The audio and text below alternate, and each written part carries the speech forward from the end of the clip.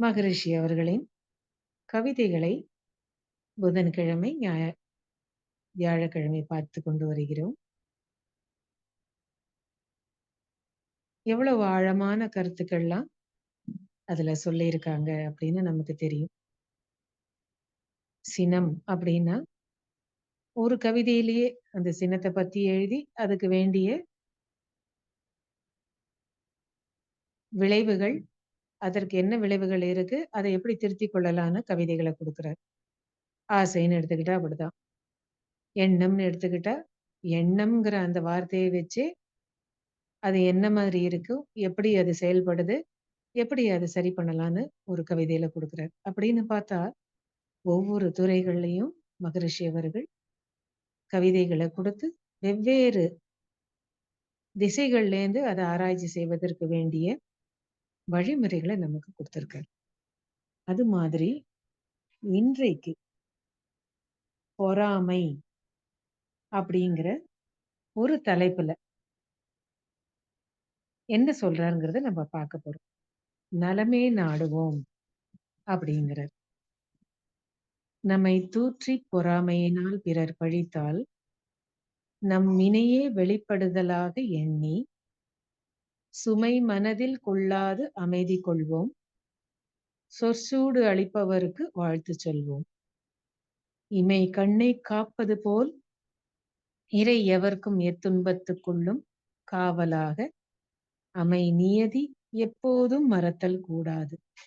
அச்சமில்லை அச்சமில்லை அருட்சுடர் நாம் அப்படின்ட்டு சொல்றாரு. என்ன அழகான கவிதை பாருங்க. அந்த மாதிரி பிரச்சனைகள் வந்தா கூட அந்த இறைநிலையோட கருணை நமக்கு எல்லாருக்குமே இருக்கு. ஒரு நிமிஷம்.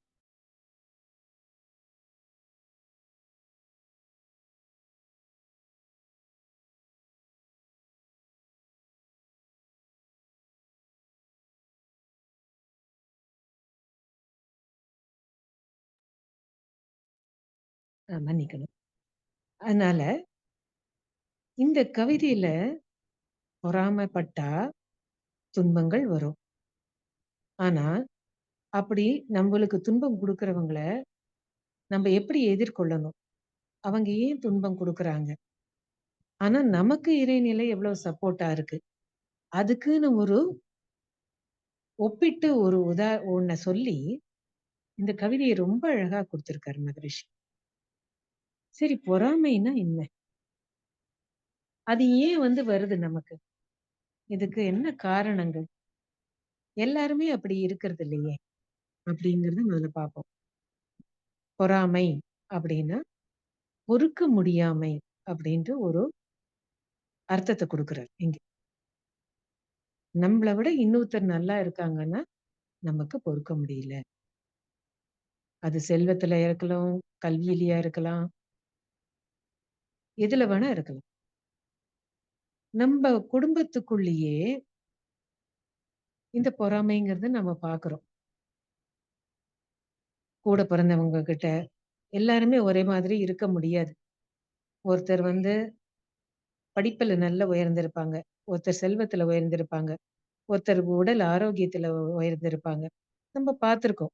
மனிதர்கள் வேறுபாடு ஏன் அப்படிங்கிற அந்த 7 சம்பத்துக்கள்ல ஒவ்வொருத்தரும் வித்தியாசப்படுறாங்க அப்படின்னுட்டு மகரிஷி சொல்லியிருக்காரு. அது ஏன் அப்படி வித்தியாசப்படுறாங்கன்னு 16 காரணங்களும் கொடுத்திருக்காரு. அப்ப இந்த வித்தியாசம் இருக்குங்கிறத இருக்குங்கிறத நம்ம ஏத்துக்கொள்ள முடியல. அதனாலதான் நம்ம கூட பிறந்தவங்களே அந்த மாதிரி ஏதோ ஒரு விதத்துல நம்மளை விட உயர்ந்தவங்களா இருந்தாங்கன்னா நமக்கு அந்த பொறுக்க முடியாத தன்மை வருது அப்படின்ட்டு சொல்றாரு. உதாரணத்துக்கு சொல்றேன். இப்ப ஒரு குடும்பத்துல அக்கா தம்பி இருக்காங்க, இல்ல அக்கா தங்கை இருக்காங்க. அக்கா படிப்புல வசந்து இருப்பாங்க. ஆனா திருமணத்துக்கு அப்புறம் பார்த்தா தங்கை செல்வத்துல உயர்ந்திருப்பாங்க. ஆனா நமக்கு எது இருக்கோ அதை வச்சுட்டு திருப்தி படாம எது இல்லையோ அதை நினைச்சுக்கிட்டு பொறாமப்பட்டு நம்ம வாழ்க்கையை கெடுத்துக்கிறோம். ஆனா இந்த பொறாமப்படுறதுனால என்ன விளைவு? சின்ன சின்ன விஷயத்துக்கு, அதுவும் இப்போ இந்தியாவது கூட்டு குடும்பமா இருந்ததுனால ஓரளவுக்கு பொறாமை இருந்தா கூட அப்புறம் அது சரி பண்ணிடும். பெரியவங்க அத எடுத்து சொல்லி, அத வந்து சரி பண்ணிடுவாங்க. ஆனா இப்ப அப்படி இல்ல. பள்ளிக்கூடங்கள்ல தன் குழந்தையோட இன்னொருத்தர் அதிகமா படிக்கிறாங்கன்னா கூட, இந்த குழந்தைய போய் கொல்ற அளவுக்கு கூட நடந்திருக்கு நிகழ்ச்சிகள். கொஞ்சம் மாசம் முன்னாடி நம்ம பார்த்தோம். தன்னோட குழந்தைய விட இன்னொரு குழந்தை வந்து முதல் ரேங்க் வாங்குது, நல்லா படிக்குதுங்கிறதுனால, அந்த குழந்தைக்கு தான் ஏதோ நல்லது செய்ற மாரி, ஜூஸோ இல்ல சாப்பாடோ ஏதோ கொண்டு குடுத்து, அதுல வந்து விஷத்த குடுத்து, அப்புறம் அந்த சிசிடிவி கேமரா வழியா அத கண்டுபிடிச்சிருக்காங்க. எப்படி போகுது உலகம்? இதனால பின்னாடி என்ன விளைவுகள் வரும்? அப்படின்னு கூட வந்து நம்ம யோசிக்க மாட்டேங்கிறோம். அந்த அம்மாவுக்கு செஞ்ச அந்த அம்மாவுக்கும் போச்சு. அந்த குழந்தை, அந்த சந்ததிகளுக்கே இந்த அம்மா இப்படி பண்ணினாங்கன்னு அந்த சந்ததிக்கே கெட்ட பேர் வந்துருச்சு. அதுக்கு ஏன் அந்த நேரத்துல விஷயத்த சூழ்நிலைய புரிஞ்சுக்காம பொறாமப்பட்டதுனால தான். அதே மாரி இன்னொருத்தர் சொன்னார், ரொம்ப வருஷம் முன்னாடி. தோட்டத்துல பக்கத்து பக்கத்து வீடுல வசிச்சுட்டு இருந்திருக்காங்க. ஒரு வீட்ல 2 பேரும் வாழை மரம் வச்சிருந்திருக்காங்க. ஒருத்தர் வீட்ல நல்ல கொலை தள்ளிடுச்சு. நல்லா செழிப்பா வளர்ந்து வந்து கொலை தள்ளிடுச்சு. இன்னொருத்தர் வீட்ல வரல. இவங்க நல்ல கொலை தள்ளின இந்த வாழை மரத்துக்காரங்க, சொந்தக்காரங்க ஊருக்கு போயிருந்திருக்காங்க. திரும்பி வந்து பார்த்தா வாழை மரம் கீழ விழுந்திருக்கு. என்ன காரணம்னே தெரியல. அப்புறம் பார்த்தா, வேற யாரோ அத பார்த்து விஷயம் தெரிஞ்சது. இந்த பக்கத்து வீட்ல இருக்கிறவங்க, "நம்ப மரத்துல இந்த மாரி காய்க்கலையே, இந்த மாரி கொலை தள்ளலையேன்னு" பொறாமப்பட்டு, அந்த வளர்ந்த நல்லா செழிப்பா இருந்த அந்த மரத்துக்கு ஆசிட் ஊத்திட்டாங்க. அதனால அந்த மரமும் பட்டு போச்சு. ஆனா, யாரு வந்து இந்த செழிப்பா இந்த மரத்த வளர்த்தாங்களோ, அவங்க நம்ம சிஸ்டம்ல இருக்கிறவங்க. அதனால என்ன பண்ணியிருக்காங்க, இது அவங்க பண்ணிட்டாங்க. எல்லாம் போச்சு. இனிமே ஒண்ணும் பண்ண முடியாது. அவங்க கிட்ட போய் சண்டை பிடிச்சாலும் இந்த பொறாமை அதிகமா தான் ஆகும். அதனால வாழ்த்துவோம் அப்படின்னுட்டு நாங்க வாழ்த்திட்டு இருக்கோம். அவங்க மாறுவாங்கன்னு நாங்க நெனைக்கிறோம். இல்லைன்னா, வேற விதமா எப்படி பண்றது? வாடகை வீட்ல இருந்தா மாறி முடியும். சொந்த வீடா இருந்தா அது கூட மாற முடியாது. அப்படின்ட்டு அவர் வந்து தன்னுடைய அனுபவத்த பகிர்ந்துக்கிட்டாராம், அந்த மன்றத்துல. ஸோ, இந்த வாழை மரம் இந்த மாரி விஷயத்துல கூட இன்னொருத்தரோடது வந்து நல்ல வளர்ச்சி இருக்குன்னு அத கூட பொறுக்க முடியாம இருக்கு. அப்போ உலகம் இப்படி போயிட்டு இருக்கு. எல்லா விதத்திலயும். பிசினஸ்ன்னு பார்த்தா, அது ஏழைகள் இதுலயா இருக்கட்டும், நடுத்தர வர்க்கத்திலயா இருக்கட்டும், பணக்காரங்களா இருக்கட்டும், பெரிய அம்பானி லெவல்ல இருந்தா, ஏசியால தான் எத்தனாவது வந்து பணக்காரரா இருக்கும். உலகத்துல எத்தனாவது பணக்காரரா இருக்கும். அப்படின்னு போகுது. இவங்க வாழற வாழ்க்கைய வந்து எல்லாரும் படம் பிடிச்சு காமிக்கிறாங்க. அப்ப என்ன ஆகுது? பொறுக்க முடியாத தன்மை வருது. பொறாம தான் வருது. ஆனா இது வந்து இப்படி வாழறது நல்லதா? நான் நல்லா சம்பாதிக்கிறேன்.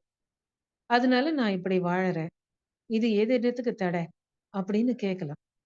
ஆனா மகரிஷி எங்களுக்கு தெரிஞ்ச ஒரு சொந்தக்காரருக்கு, அவர் வந்து சுவாமிஜிய பார்க்க வந்தார். அப்போ அவர் சொன்னார், "நான் வந்து கம்பெனில நல்லா வேலை செய்றேன். அதுக்கேத்த மாரி எனக்கு ப்ரமோஷன் கிடைச்சு, நான் வந்து உயர்ந்த நிலைக்கு வரேன். அப்புறம் வந்து என்னென்ன விஷயங்கள், சின்ன சின்ன விஷயங்கள்லாம் கூட கம்பெனில அந்த மாரி நான் வந்து நல்ல விஷயங்கள எடுத்து சொல்றேன். ஆனா, இத வந்து தாங்காம, எனக்கு வந்து கஷ்டம் குடுக்குறவங்க இந்த மாரி வந்து சில தவறுகள செய்றாங்க. எனக்கு துன்பம் குடுக்குறாங்க." அப்படின்னுட்டு மகரிஷிட்ட கேட்டாங்க. இதுக்கு என்ன செய்யலாம்? இதுக்கு மகரிஷி சொன்னார், "பொறாமப்படாத அளவுக்கு நடந்துக்கங்க நீங்க" அப்டின்னாரு. அப்போ வசதியா இருக்கும் இதெல்லாம் நம்ம வந்து சில சமயம் பகட்டுக்காகவே, "அப்பா நான் இவ்வளவு ரூபா குடுத்து வாங்கினேன்.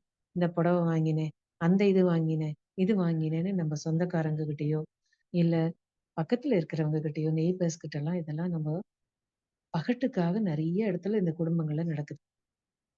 அதுவும் இந்த டிவி சீரியல்ல வரதெல்லாம் கேட்கவே வேண்டாம். அத பார்த்து இது ஒரு என்டர்டெயின்மென்ட்ன்னு கூட இல்லாம அந்த விஷயங்கள உள்வாங்கிக்கிட்டு, நிஜ வாழ்க்கையிலேயே இத நெறைய பேர் கடைபிடிக்கிறாங்க. அப்போ அது பொறாம தான் வருது. பொறுக்க முடியாத தன்மை தான். இதுக்காகவே சில பேர் வருவாங்க. சொந்தக்காரங்க கூட வருவாங்க. நம்ம எப்படி வசதியா இருக்கோம்? என்ன புதுசா வாங்கியிருக்கோம்? இதுல வந்து நமக்கு இருக்கா? இல்லையா? இல்ல கூட பொறந்தவங்களா இருந்தாக்கா, அத கேட்டு எடுத்துட்டு போலாமா? அங்க இருந்தா ஆஹா சந்தோஷமா இருக்காங்களே! இது எவ்ளோ அழகா இருக்கு. கலைநயத்தோட இருக்குன்னு அப்படி இது. அது நல்லா இருக்கு அப்படின்னு அத அப்ரிஷியேட் பண்ணாம, சந்தோஷப்படாம, "நம்ப வீட்ல இல்லையே!" அப்படின்னு எது இல்லையோ அத நெனச்சுக்கிட்டு பொறாமைய வளர்த்துக்கிறோம். எவ்வளவு வந்து நம்பகிட்ட நெறைய இருக்குங்கிறத நெனச்சு நம்ப சந்தோஷத்த நெனச்சு அத சந்தோஷப்படாம, அந்த சந்தோஷத்த இழந்துடுறோம். ஆனா, அதுதான் வந்து சொல்றேன். ஏன் அந்த மாரி நிகழ்ச்சி நடக்குது அப்டின்னாக்கா, அவங்கவங்க வளர்ற சூழ்நிலை வெவ்வேற. தேவையினால, பழக்கத்தினால, சூழ்நிலையினால, அங்க இருக்கிற பொருளாதார நிலைமையினால ஒவ்வொருத்தரும் ஒரு ஒரு நிலையில வாழறாங்க. வளர்ந்து வராங்க. வளர்ந்து வரும்பொழுது அவங்களுக்கு கிடைக்கிற அனுபவங்களை அவங்க வந்து அலட்சியப்படுத்திடுறாங்க. ஆனா யார் அத எடுத்துக்கிறாங்களோ, அவங்க வந்து எப்படி வந்து தன்னுடைய வாழ்க்கையை திருத்தி அமைத்துக் கொள்ளணும் அப்படின்னுட்டு அந்த மாதிரி ஒரு பாதையை தேர்ந்தெடுக்கிறாங்க. ஆனா சில பேர் தனக்கு இது கிடைக்கலையே, மத்தவங்க கிட்ட இருக்குன்னு இந்த உணர்ச்சி வசப்பட்டு தங்கள திருத்திக்காம, இன்னும் தனக்கும் கஷ்டம் குடுத்துக்கிட்டு, மத்தவங்களுக்கும் கஷ்டம் குடுத்துக்கிட்டே வாழறாங்க. ஆனா அப்படிப்பட்டவங்களுக்கும் மகரிஷி என்ன சொல்றாருன்னா, அவங்கள மன்னிச்சு, இது நமக்கு ஏதோ ஒரு பதிவு கழியிறது. அதனால அவங்கள வாழ்த்தி, அவங்களுக்கு என்ன உதவி செய்யலாம்? அப்படின்னுட்டு வந்து நம்ப யோசிக்கணும். இல்ல அவங்க திருந்துறதுக்கு ஏதாவது வழி இருக்கு அப்படின்னா, அதுக்கு நம்ப எப்படி உதவி பண்ணலான்னு யோசிக்கணும். அப்படின்ட்டு சொல்றாரு. இது ரொம்ப கஷ்டம். ஆனா இந்த நிலை ஏன் வருது அப்படின்ட்டு ஒரு அழகான கவிதையில சொல்றாரு. உணர்ந்தோர் சிலர், உணராதோர் பலர். அந்த சிலர் பலர்லயே நமக்கு விஷயம் தெரிஞ்சிடுச்சு. உணர்ந்தோர் சிலர், கைவிட்டு எண்ணிடலாம். உணராதோர் பலர். எண்ணிக்கையே தெரியல. அவங்க என்ன பண்ணுவாங்க அப்டின்னா, உணர்ந்தோர் மற்ற அனைவரையும் ஏற்றுக்கொள்வார். உணராதோர் உணர்ந்தவரை எதிர்த்து நிற்பார். உணர்ந்தவர்கள் எதிர்ப்பவரை கெடுக்க மாட்டார். உணராதோர் உணர்ந்தவரை அழிக்கப் பார்ப்பார். உணர்ந்தவர்கள் சிலர், உலகில் உணராதோர்கள் உளர் பலரே.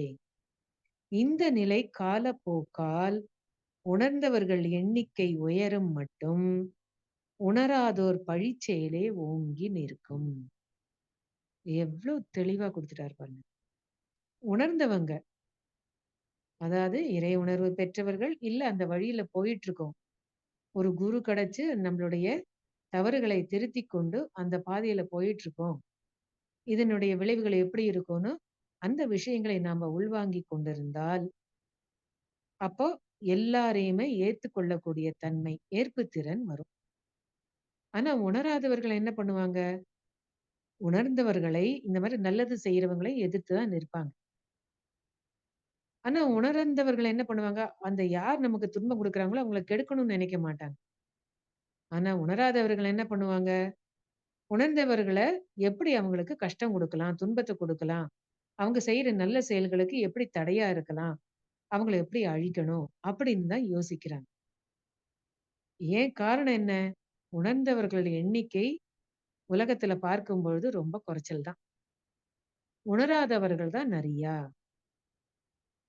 அப்படின்னு சொல்றார். ஆனா காலப்போக்குல இந்த மாரி பயிற்சிகள், மனவளக்கலை மாரி பயிற்சிகள், மத்த மகான்களுடைய பயிற்சிகள் எல்லாம் மக்கள் வந்து செய்து, அதை உள்வாங்கிக் கொண்டு வாழ்க்கையில் கடைப்பிடித்து வாழ, வாழ, வாழ உணர்ந்தவர்கள் எண்ணிக்கை உயரும். அதுவரைக்கும் உணராதோர் பழிச் செயல்களே ஓங்கி நிற்கும். அப்படின்ட்டு சொல்றார். நம்மளுக்கு நல்லா தெரியும். இந்த சாக்ரடீஸ் அவருடைய காலத்துல உண்மைய தான் சொல்லியிருக்காரு. ஆனா கூட ராஜா அவரு வாழ்ந்திருக்க டயத்துல ராஜாக்கும் தெரியும் இவர் உண்மைய தான் சொல்லியிருக்காருன்னு. ஆனா மத்தவர்கள், மத்த மதத் தலைவர்கள் அங்க இருந்த தலைவர்கள்லாம் எந்த மதம் அங்க இருந்துச்சோ, கிறிஸ்தவ மதம் இருந்தது. அந்த மதத்தை சேர்ந்தவங்கலாம் இத ஒத்துக்கல. ஏன்னா அவங்களுக்கு அந்த முக்கியத்துவம் கிடைக்காததுனால, அவங்க அத வந்து ஒத்துக்கல. அதனால என்ன ஆச்சு? இந்த சாக்ரடீஸ் சொல்ற உண்மைகள் எல்லாம் அவங்க வந்து அத ஒத்துக்காம, அவர வந்து எதிர்த்து நின்னு, அவருக்கு எப்படி தண்டனை கிடைக்கணும் அப்படின்னு பார்த்து, அவருக்கு வந்து விஷம் குடுத்துட்டாங்க. விஷம் குடுத்தபோது, அப்ப கூட அந்த ராஜாக்கு இவர் உண்மைய சொல்லியிருக்கார். ஆனா கூட மத்தவங்கலாம் இதுக்கு இன்னும் இவர புரிஞ்சுக்காம, இந்த மாரி வந்து ஒரு தண்டனைய வந்து குடுக்க சொல்லியிருக்காங்களே அப்டின்னுட்டு, ராஜா வந்து பொறுக்க முடியாம என்ன பண்றார், "நீங்க வந்து இப்ப சொன்ன கருத்துக்கள்லாம் பொய்" அப்டின்ட்டு சொல்லுங்க. நான் இப்ப கூட அந்த விஷத்துக்கு அத விஷம் முறிவதற்கு ஏத்த மாதிரி நான் மருந்து இங்க வச்சுட்டு இருக்கேன். நான் வந்து அத உங்களுக்கு குடுக்குறேன் நானு. அது சரியாயிடும். இந்த விஷத்தன்மை எல்லாம் போயிடும். அப்டின்ட்டு சொல்றார். ஆனா சாக்ரடீஸ் சொல்றார், "இல்ல. நான் சொல்றதெல்லாம் உண்மை. என்ன ஆனாலும் சரி, நான் இறந்தா கூட பரவால்ல. நான் சொல்றதெல்லாம் பொய்ன்னு நான் சொல்ல மாட்டேன்." அப்படின்னு சொல்றார். அப்புறம் அப்படியே இறந்தும் போறார். அதனால தான் இப்ப இவங்கலாம் யாரு? தெளிந்த அறிவு உடையவர்கள், உணர்ந்தவர்கள். அவங்க எதுக்கும் பயப்படுறதில்ல. தண்டனை குடுத்தா கூட அத பத்தி கவலைப்படாது. நான் இறக்கணுமா? சரி இறக்குறேன். இது இறைநிலை குடுத்திருக்கு. ஆனா நான் சொல்வதெல்லாம் உண்மை. அப்படின்னு சொல்லி அவர் இறந்து போனார். அதனால தெளிந்த அறிவுடையவர்கள் துன்பத்தைக் கண்டு பயப்பட மாட்டாங்க. அதனால அப்புறம் யாரெல்லாம் இந்த மாரி கஷ்டம் குடுத்தாலும், அவங்களுக்கு நல்லது செய்யணும்னு தான் பாப்பாங்க. அப்படின்னு நம்மளுக்கு இயேசுநாதர் பத்தியும் தெரியும். சிலுவையில அறைந்ததுக்கு அப்புறம் அவங்க அம்மா, அவங்க சொல்றாங்க, "இப்படி பண்ணிட்டாங்களே!" அப்படின்ட்டு சொல்லும்போது கூட அவங்களெல்லாம் மன்னிச்சிடுங்க. அறியாமையினால அவங்க அந்த மாரி செய்திருக்காங்க. அதனால நீங்க அவங்கள வந்து ஒரு கஷ்டமும் குடுக்க வேண்டாம். யாரெல்லாம் வந்து எனக்கு சப்போர்ட் பண்ணியிருக்காங்களோ, அவங்க உதவியோட எனக்கு துன்பம் குடுத்தவங்களுக்கெல்லாம் நீங்க கஷ்டம் குடுக்கணும்னு நெனைக்காதீங்க. அவங்கள எல்லாம் மன்னிச்சிடுங்க. அப்படின்னு அவங்க அம்மாட்டயும் அவர் வந்து விண்ணப்பிக்கிறார். அப்ப அந்த மாதிரி மகான்கள், நெறைய மகான்கள் பார்த்தோம்னா, அவங்க யாருமே கஷ்டம் இல்லாம இந்த உயர்ந்த நிலைக்கு வரல. விவேகானந்தரா இருக்கட்டும், ராமகிருஷ்ண பரமஹம்சரா இருக்கட்டும், விவேகானந்தர் கூட எத்தனையோ எதிர்ப்புகள் இருந்திருக்கு. வெளிநாட்டுல இருந்திருக்கு தெரியும். நம்ப நாட்டில இருந்திருக்கு தெரியும். அப்படி இருந்தும் பாரதியார் உணர்ந்தவர் தான். இருந்தா கூட அவருடைய கருத்துக்கு எத்தன பேர் எதிர்ப்பு சொல்லியிருக்காங்க. இந்த ஜாதி, மதம் இதெல்லாம் வேண்டாம். அதெல்லாம் மனிதர்களை ஏற்படுத்தி கொண்டது தான். இதெல்லாம் தாண்டி வெளியில வரணும். மனித நேயம் தான் இருக்கணும்னு எவ்வளவோ சொன்னபோது கூட, யாரும் அத ஏற்றுக்கொள்ளல.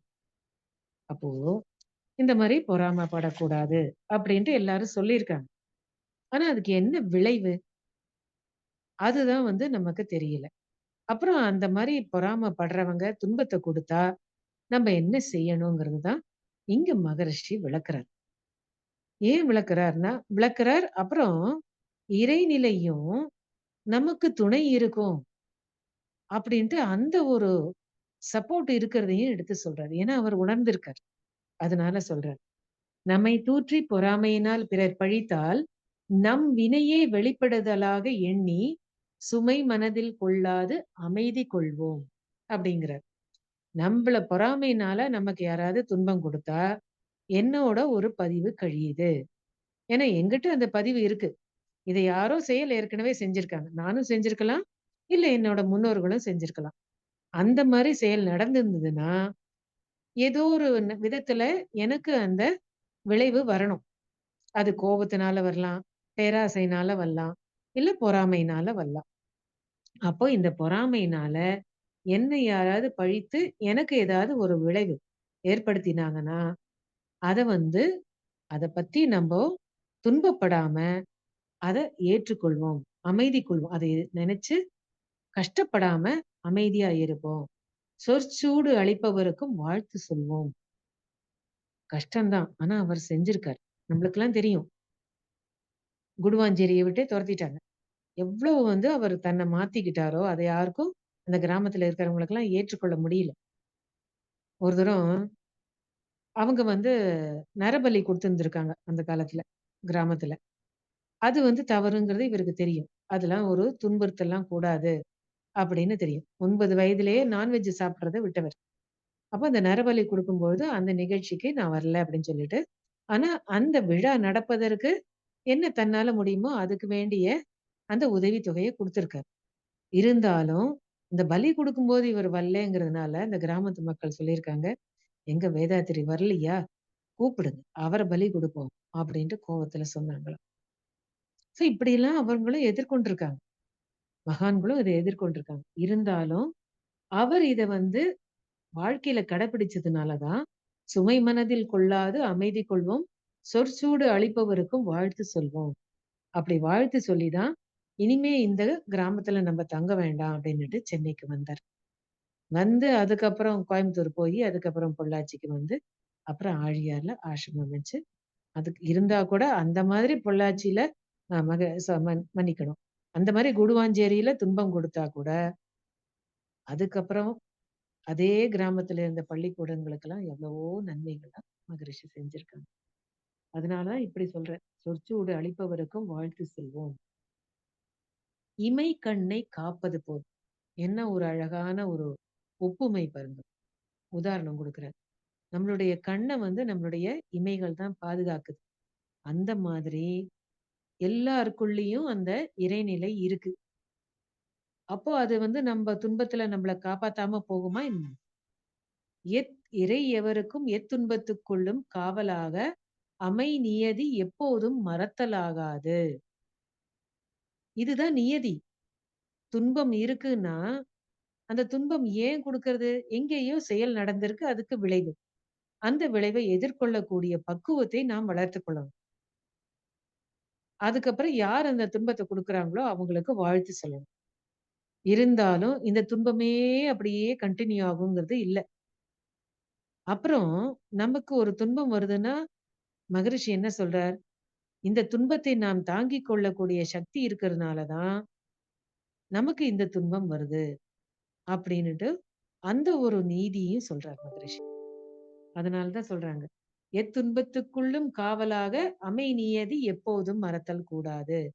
எனக்கு இந்த மாரி ஒரு துன்பம் வந்திருக்குன்னா, இத எனக்கு தாங்கிக் கொள்ளக்கூடிய சக்தி இருக்கிறனால தான் வந்திருக்கு. இத நாம அப்பப்போ நம்ம நெனச்சு பார்த்தோம்னா, உணராதவர்கள் நமக்கு துன்பம் கொடுக்கும்பொழுது பொறாமையினாலோ, கோவத்தினாலோ, பேராசையினாலோ, நம்ப அத எதிர்கொள்ளக்கூடிய பக்குவம் நமக்கு கிடைக்கும். அப்டின்ட்டு சொல்றாரு. அப்ப எது நடந்தாலும், அங்கு வந்து இறைநிலை அத சரியா தான் நடத்திட்டு போகுது. விளைவு சரியா தான் இருக்கு. அப்டின்ட்டு சொல்றாரு. அச்சமில்லை, அச்சமில்லை அருட்சுடர் நாம். அப்போ தெளிந்த நல்ல அறிவு உடையவங்க எப்பொழுதும் பயப்பட மாட்டாங்க. சாக்ரடீஸ் மாரி தான். இறக்க போறேன்னா, நான் இறந்துட்டு போறேன். நான் சொல்றது எல்லாமே உண்மைதான். நான் அதனால இத மாத்திக்க மாட்டேன். அப்டின்ட்டு ஆணித்தரமா இறந்து போறாரு. அதே மாதிரி தான் நம்பளும் இந்த மாதிரி ஆன்மீக பயிற்சியில மனவளக்கலை பயிற்சிகள்லாம் வரும்பொழுது, நம்ம கத்துக்கிட்டு அத செயல்பாட்டுல கொண்டு வரும்பொழுது, ஒழுங்கா கடைபிடிக்கும் பொழுது, நமக்கு துன்பம் வராதுங்கிற எண்ணம் கூடாது. வரும். ஏன்னா உணராதவர்கள் தான் நெறைய பேர் இருக்காங்க. அவங்களால அறிவு நிலையில உயராதனால, அவங்களால நமக்கு துன்பங்கள் வரும் தான். ஆனா, அதுக்கு நம்ப அவங்கள மறுபடியும் நம்ப துன்பம் குடுத்தவர்களுக்கு நம்ப துன்பம் குடுக்காம, அவங்கள வாழ்த்துவோம். நம்பலாம் அருட்சுடர் அப்டின்ட்டு சொல்றார். பயப்பட தேவையில்ல. எனக்குள்ளேயும் அந்த இறைநிலை இருக்கிறதுனால, எப்படி என்னுடைய இமைகள் என் கண்ண காப்பாத்துதோ, அதே மாதிரி எனக்குள்ளேயும் அந்த இறைநிலை அறிவா இயங்கிட்டு இருக்கிறதுனால, அந்த துன்பத்துல நான் என்ன துன்பத்தை எதிர்கொள்றேனோ, அது எனக்கு துணையா நிற்கும். அப்படிங்கிற அந்த ஆணித்தரமான நம்பிக்கையை நாம் வளர்த்துக் கொள்ள வேண்டும். அச்சம் பட வேண்டாம், பயப்பட வேண்டாம். அச்சமில்லை, அச்சமில்லை அருட்சுடர் நாம். என்ன ஒரு கவிதை பாருங்க. எத்தன பேருக்கு போகணும் இந்த விஷயங்கள்லாம். இப்ப இன்னும் அதிகமா தான் போயிட்டு இருக்கு. பொறாமையினால, கோபத்தினால, பேராசையினால சொல்றாரு. "அழுக்காறு அவாவைகளி இன்னா சொல் நான்கும் இழுக்காறு இயன்றது அறம்" அப்படின்னு. அற வாழ்க்கைய வந்து தடுக்கிறது எல்லாமே இந்த குணங்கள் தான். அழுக்காறு அவாவைகளி இன்னா சொல். அழுக்காராமைன்னு ஒரு ஒரு 10 அதிகாரமே குடுத்திருக்கார் திருவள்ளுவர். 10 குறள்கள் இருக்கு. ஆனாலும், இதனால என்ன விளைவுகள் வரும்னு குடுத்திருக்காரு. ஆனா, இந்த மாரி நம்மள மாத்திக் கொள்ளணுங்கிறதுக்கு மகரிஷி ஒரு டூல் குடுத்திருக்கிறது, இந்த வாழ்த்து தான். தவம் செய்து செய்து மன அமைதி கிடைக்கும்பொழுது, அந்த நேரத்துல ஒண்ணா வாழ்த்த தான் முடியும். இல்லன்னா கோவப்பட முடியும். 2ம் ஒண்ணா வராது. ஆனா மனம் அமைதி நிலையில வாழ்த்துவதற்கு தான் தோணுமே தவிர, அவர வந்து திருப்பி வந்து பழி வாங்குறதோ, அந்த வஞ்சம்ங்கிறத வளர்த்துக்கிறதோ, இல்ல திருப்பி நம்ம கோவத்த காமிக்கணும்னு நினைக்கிறதோ அந்த நேரத்துல வராது. அப்படின்ட்டு மகரிஷி சொல்றாரு. நமக்கும் இது அனுபவத்துல தெரிஞ்சிருக்கு. சொல்றது ஈஸி தான். இருந்தா கூட, இந்த மாரி பிரச்சனைகள் வரும்பொழுது, நமக்கு பதிவுகள் இருக்கு. எங்கேயோ செயல் நடந்ததுனால இங்க விளைவு வருது. என்னாலயும் இருக்கலாம், இல்ல முன்னோர்கள்னாலயும் இருக்கலாம். முன்னோர்கள்னால நல்ல பலன்கள்லாம் அவங்க வந்து நல்ல புண்ணியங்கள்லாம் செய்தனால, நமக்கு இந்த மாரி ஒரு குரு கிடைச்சிருக்காரு. வழிமுறைகள குடுத்திருக்காரு. நம்ம மறுபடியும் அதே தவறுகள செய்யாம, நல்ல பாதையில போவதற்கு வேண்டிய புண்ணியங்கள நம்மளது முன்னோர்கள் சேர்த்து குடுத்துருக்காங்க. ஆனா, தெரிந்தோ, தெரியாமலோ சில எதிர்மறை செயல்களும் நடந்திருக்கு. அதுக்கு வேண்டிய விளைவுகள நாம எதிர்கொள்றோம். இது நம்மளுடைய பங்கும் இருக்கு. அதனால இதை நாம் மனதில் கொண்டு, பொறாமை, இந்த வேண்டாத குணங்கள்லாம் இல்லாம, நம்ப வந்து நம்மள எப்படி மேம்படுத்திக் கொள்ளணும் அப்படின்னு நம்ம பண்ணணும். இது நல்ல வேண்டாத செயல்கள் இருந்தா, நல்ல பதிவுகளை மேல் பதிவுகளா போட்டு, போட்டு, போட்டு அந்த பதிவு மேல எழும்பி வராம, வேண்டாத குணங்கள் பேராசை, சினம், கடும்பற்று, முறையற்ற பால் கவர்ச்சி, உயர்வு தாழ்வு மனப்பான்மை, வஞ்சம் இந்த குணங்கள்லாம் மேல எழும்பாம, எப்படி அது நல்ல குணங்களா மாற்றிக் கொள்வதற்கு வேண்டிய பொறுமை, ஈகை, நிறைமனம் அந்த மாதிரி குணங்களை நாம் வளர்த்துக் கொண்டு, நாம் வாழ்க்கையை வாழ்க்கை பாதையில் நடந்து செல்வோம். இதுக்கு வேண்டிய பயிற்சி முறைகளை மகரிஷி குடுத்திருக்காங்க. அத விடாம செஞ்சுட்டு வருவோம். வாழ்க வளமுடன். அனைவருக்கும் நன்றி. வாழ்க வளமுடன்.